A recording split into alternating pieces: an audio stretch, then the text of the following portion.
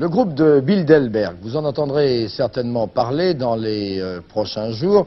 Tout de suite, des précisions sur cette espèce de sigle, ou dénomination assez inconnue du grand public. Des précisions, Dominique Bromberger, en Angleterre. Torquay, station balnéaire de 60 000 habitants, sera pendant 3 jours la capitale officieuse du monde occidental. Pour sa 25e rencontre, le groupe de Bilderberg doit, selon la déclaration faite à TF1 par l'ancien Premier ministre britannique Sir Alec Douglas-Home, étudier les problèmes économiques de l'Occident.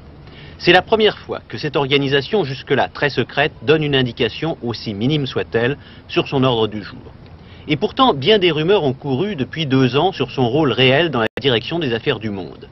L'un des membres du groupe a dit par exemple « C'est au cours d'une de nos réunions, dans le courant des années 50, qu'est née l'idée du traité de Rome ». La liste de ceux qui ont été sélectionnés par le comité directeur pour participer à l'une ou à l'autre des rencontres, du genre de celle qui aura lieu à l'Imperial Hotel de Torquay, inclut presque tous les chefs d'État ou de gouvernement du monde occidental, dans un éventail qui va du centre-gauche à la droite, choisis parfois à un moment de leur carrière où ils n'étaient dans leur pays qu'une étoile naissante de la politique.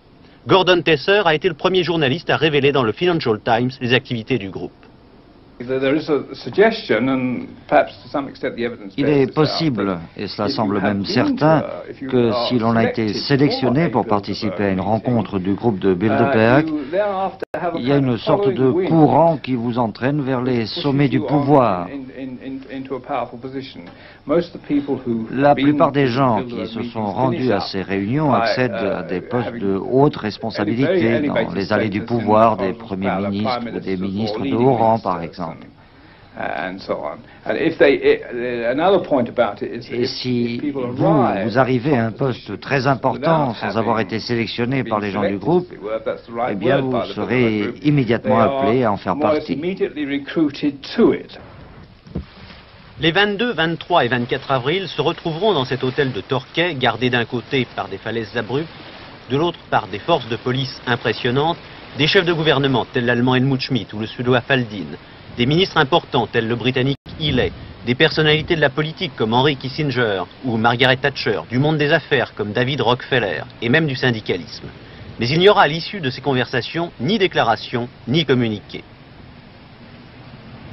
La réunion de cette année constituera un tournant dans l'histoire du groupe de Bilderberg.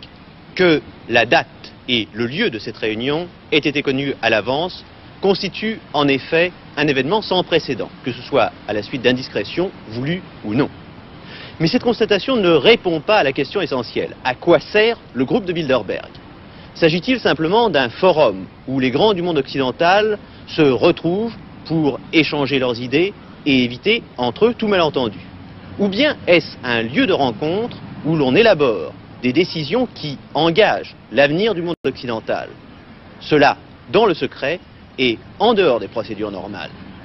TF1 à l'Imperial Hotel, Torquay.